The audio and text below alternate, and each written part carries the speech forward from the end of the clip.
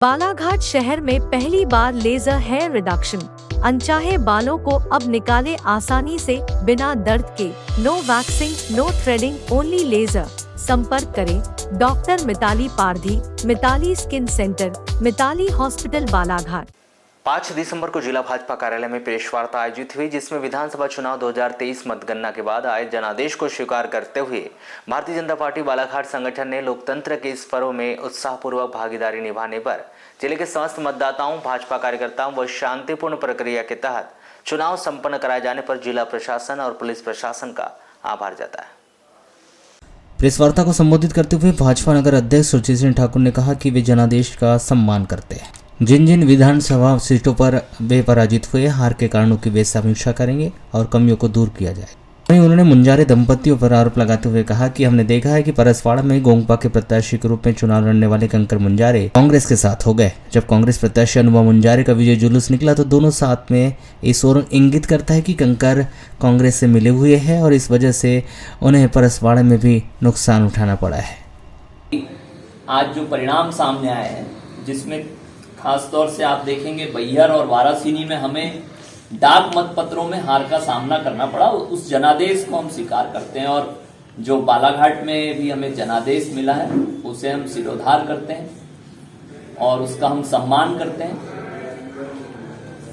इन्हीं बातों को लेकर सभी का आभार व्यक्त करने हम आपसे रूबरू हुए हैं। इसमें कुछ बातें निकल के जो आती है कि ये बातें होती हैं कि जब ये जीत जाते हैं तो ईवीएम भी ठीक रहती है, प्रक्रिया भी ठीक हो जाती है। जब हार जाते हैं तो ईवीएम में खराबी हो जाती है, लाइट गोल हो जाती है। जो हर समय ये बात जिक्र करते हैं मुंजारे दंपत्ति जी, अनुभव मुंजारे जी और कंकर मुंजारे जी, की 2013 में लाइट गोल करके ईवीएम की हेराफेरी कर दी। कल अनुभव मुंजारे जी ने अपने वक्तव्य में ये बात कही कि 2013 में हमें गणना पत्रक नहीं दिए गए, यानी बच्चों वाली बात हो गई। जैसे बच्चों को शांत करने के लिए चॉकलेट दे दी जाती है, वो बात अनुभव मुंजारे जी जैसी अनुभवी नेत्री अगर वो अपने आप को मानती है, मैं कहूंगा उनके मुंह से ऐसी बातें शोभा नहीं देती। उन्हें सच बताना चाहिए कि हम जब हार जाते हैं तो किस तरह से आम लोगों को भ्रमित करने के लिए भ्रम और भय फैलाकर कैसे चुनाव जीतते हैं, उसका ताजा उदाहरण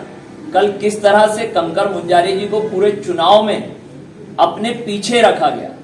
शुरुआत में घर में झंडे तक नहीं लगे, ये बताया गया कि झगड़ा हो गया है, झंडे कांग्रेस के घर में नहीं लगेंगे। फिर धीरे से झंडा लगता है, फिर फोटो लगती है, फिर कंकर मुंजारे जी वहां से गोंगपा से चुनाव लड़ते हैं, वो यहाँ से कांग्रेस से चुनाव लड़ती हैं। कल कंकर मुंजारे जी ने सार्वजनिक मंच से ये बात स्वीकार करी कि मैंने अनुभव मुंजारे जी को वोट नहीं दिया है, जो गौरी शंकर को हरा सकते थे उन्हें मैंने वोट दिया। उन्होंने सीधे मंच से बताया कि उन्होंने अपना वोट अनुभव मुंजारे जी को देकर गया।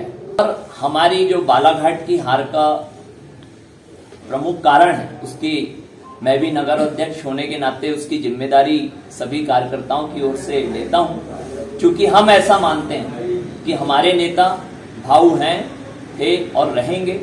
और उन्होंने जो काम आमजनों के लिए, जनहित के लिए जो किया है, उतने काम करने के बाद भी हमें हार का सामना करना पड़ा।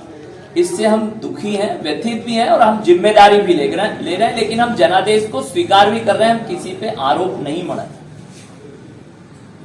हाँ, लेकिन उस हार के जब हम समीक्षा करेंगे तो अनेक कारण दिखते हैं। एक तो सबसे बड़ा कारण कि हमारा वोट शेयर परसेंटेज तो वहीं खड़ा रहा, लेकिन जो बालाघाट विधानसभा में वोटों का विभाजन होता था, कहीं ना कहीं वो विभाजन नहीं होना एक बड़ा कारण है। फिर एक जाति समुदाय विशेष का पूरी तरह सीधे तौर पर कांग्रेस को समर्थन करना, जो कहीं ना कहीं पहले कुछ संख्या में हमें वोट मिलते थे, लेकिन एकदम क्या मालूम क्या कारण थे, जबकि हम चाहे प्रधानमंत्री आवास योजना हो, लाडली बहना योजना हो या कोई भी योजना हो, कभी भारतीय जनता पार्टी शासन काल में किसी से भी किसी प्रकार का परहेज नहीं किया गया। लेकिन उसके बाद भी अगर आप परिणाम उठा के देखेंगे, वार्ड नंबर 3, 9, 10 उदाहरण के तौर पे बता रहा हूं कि वहां पे जो एक तरफा कांग्रेस को वोट मिले, ये हमको इसने आश्चर्यचकित किया है कि हम, और आगे भी हमने भाऊ से यही सीखा है कि कभी हम फिर भी उनके लिए जो अच्छा होगा हम तो करेंगे, लेकिन जिस तरह से जो मत एक साथ उनके एक जगह शिफ्ट हुए तो ये भी हमारे हार के बड़े कारण हैं।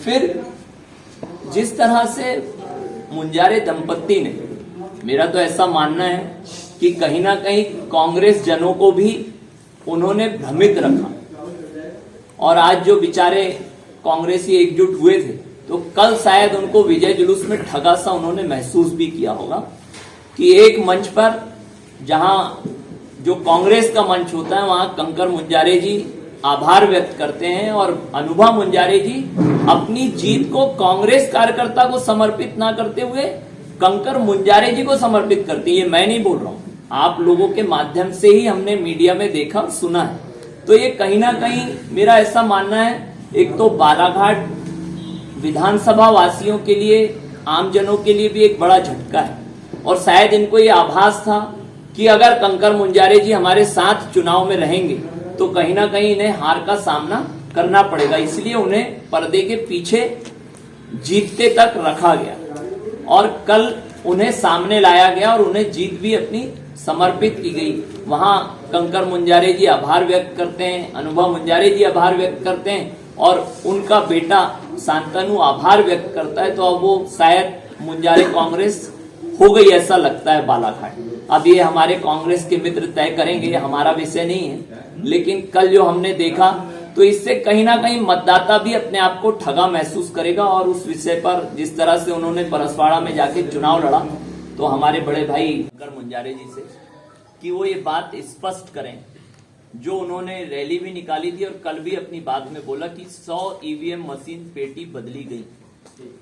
या तो अब प्रशासन से भी हम मांग करेंगे कि इन पर अपराध दर्ज किया जाए, क्योंकि जनमत का ये कहीं ना कहीं अपमान है, जो अपमान इन्होंने 2013 में भी किया था, लगातार करते आए, और ये अपनी हार के कारण ईवीएम मशीन की अदला बदली और दुनिया भर के झूठे आरोप लगा के इस तरह से करते हैं।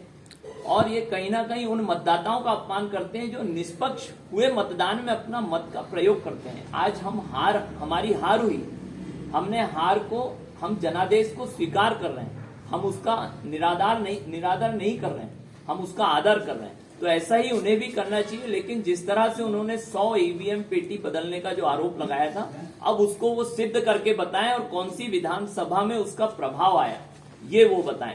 और जिला प्रशासन से हम मांग करेंगे कि ऐसे लोगों पर अपराध दर्ज करा जाए, जिससे भविष्य में इस तरह की कभी बयानबाजी करके आम जनों को भ्रमित ना किया जाए।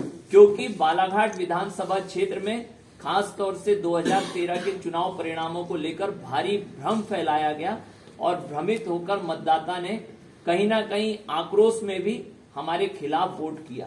और आज फिर वही, अगर ये चुनाव में हार देख लेते तो कहीं ना कहीं वही डाक मतपत्र और ईवीएम पे आरोप जड़ देते। लेकिन अब जीतने के बाद ये कह रहे हैं कि हमको जनता ने जिता दी।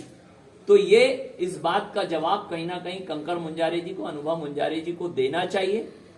तो उन्होंने विशाल बिसेन पर भी आरोप लगाते हुए कहा कि कांग्रेस के द्वारा षड्यंत्र करते हुए विशाल बिसेन को गौरीशंकर बिसेन के खिलाफ ही चुनाव लड़ाया गया, जिससे कहीं ना कहीं गौरीशंकर बिसेन की हार हुई है और इससे कांग्रेस को फायदा हुआ और आज नहीं तो कल पुनः विशाल बिसेन कांग्रेस में ही शामिल हो जाएंगे।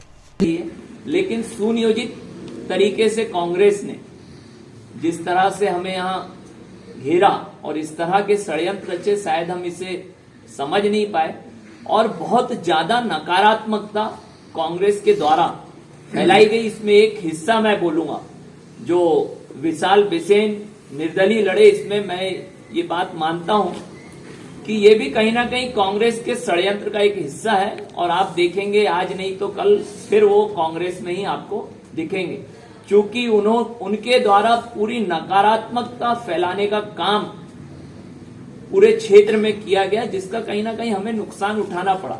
हमने उन बातों का, झूठी आधारहीन बातों का जवाब देना सही नहीं समझा, लेकिन कहीं ना कहीं हमें उसका नुकसान हुआ। लेकिन कहीं ना कहीं ये नकारात्मकता, चाहे उन्होंने बोध सिंह भगत के माध्यम से हो या विशाल बिसेन के माध्यम से हो, वैभव बिसेन के माध्यम से हो, स्वयं भी नकारात्मकता जो हमारे खिलाफ फैलाई वो हमारे को नुकसान दे गई और उसका हम सही समय पे जवाब शायद नहीं दिए, उसका हमें नुकसान उठाना पड़ा। लेकिन हम जानते हैं हमारे नेता आदरणीय गौरी भाऊ की छवि साफ है। वो कहीं से भी जो इन्होंने आरोप लगाए, हम इन्हें चुनौती देते हैं कि ये प्रमाणित करके बताएं।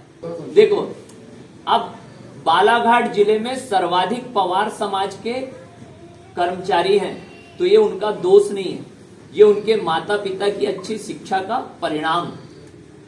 आज अगर सर्वाधिक नौकरी में मध्य प्रदेश में कोई समाज का व्यक्ति है बालाघाट से, तो हमें गर्व की बात है कि वो पवार समाज के लोग। वो भतीजा नहीं लगता जो नहीं, वो है ना, ऐसे अनेक लोग हैं। नहीं, वो तो अनेकों हाँ, रिलेशन बिल्कुल है, बिल्कुल, ऐसे सैकड़ों लोग हैं जो ड्यूटी पे थे। उसका रहना संशय रहा है। भतीजा तो विशाल भी है, फिर उसका कांग्रेस ने कैसे उपयोग करी? वो तो सगा भतीजा, वो तो थोड़ा दूर का है।